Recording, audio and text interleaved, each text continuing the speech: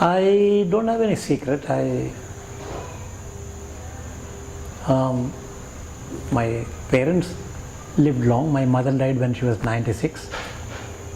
So genes are with longevity. I don't put on a paunch or I don't put on weight. I consciously keep myself at the ideal weight for my height. Okay. When I turned 50, I became vegetarian. I stopped eating all kinds of meat. Why? That was an external symbol of some change in my own mind in terms of anger, aggression, those kind of things. You know, I have to be at first, I have got to do this. Those kind of things I could kind of keep it down. And the vegetarianism was an external symbol reminding me that this is the way you became a vegetarian. How did this vegetarian has helped you? What was the thing that has made you to be vegetarian? I don't know whether it has helped me or not, but it's again a psychological understanding. I mean, why do sannyasis wear saffron color? I mean, so that you look at yourself and say you are different. So vegetarianism was again a way of thinking that, you know, I'm not going to eat any animal flesh. I eat fish. So this is not a rational, logical decision, but it's kind of an external manifestation of some internal process of thinking about yourself. So I'm able to delve deep into myself. That's an Indian cultural. I don't know whether other people do or do not, but so then I have learned a lot of psychology through reading, and I know how to delve deep into myself and find out what motivates me, what is something that affects my thinking, what is my emotional status. When I am unhappy, what am I unhappy about? How do you overcome that? If I am happy, what am I happy about? But how do you do not overreact to happiness? So that kind of a equanimity or a level-headedness. I think everybody finds one's own way of handling problems. Of course, I've had problems. People not accepting your point of view sometimes can be a big emotional problem. However, you don't have to give up. You don't have to change your mind if you believe. I used to say, you know, he stands strongest who stands alone. You know, throughout my scientific career, when I say something, people say, no, that's not in the textbook. When I introduced measles vaccine, all my colleagues in Chennai, they even wrote in newspapers, this vaccine should not be used in India. Okay, so how do you overcome that? So you accept their friendship and try to change their mind, but you lead from in front. 24,000 doses of measles vaccine I injected by myself. What does that show?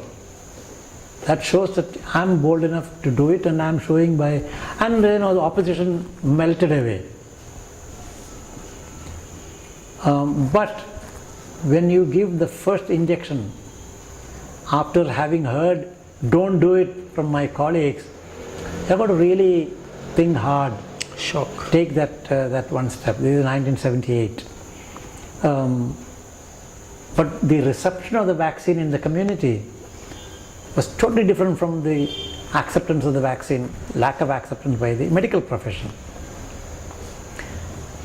So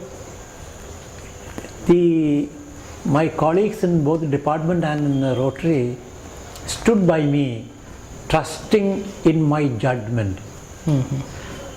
Now that's a scary thing. If you trust in the judgment of your leader, God help you. because your leader can mislead you. Okay? But the courage of a conviction was sufficient for me to move forward. So the point is that I'm citing one or two examples only, but there are many occasions. Again, growing a beard was another item in saying that I grew a beard in 1976 and I have never taken it off. That was a time when in CMC there was not a single faculty member who would grow a beard. It was kind of taken as a rebellious kind of, not the conformist approach. I've never been a conformist.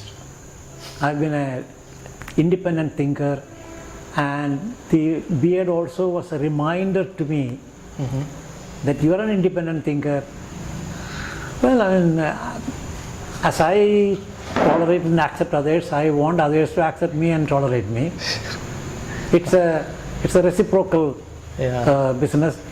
In the department,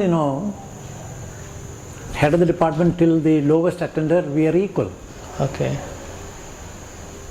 So that sense of equality, equal in the sense, we are not equal in the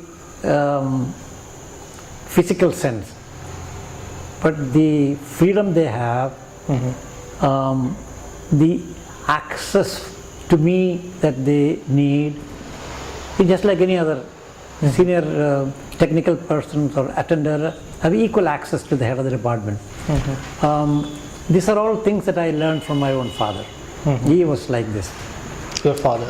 Yeah, very just in treating everyone else. Kind of a even-handed treatment of everybody. So my growing a beard was actually again an internalization of the fact that I am bold enough to think independently. I don't have to conform with other people's thinking. What is in the textbook need not be true. I can explore myself and then find if the textbook is right or wrong. And quite often where the textbook is wrong, I will be bold enough to publish a paper which says, this is wrong. So if you look back, my prediction that IPV should be in the final way has come true now. 25 years ago that I kind of figured it out.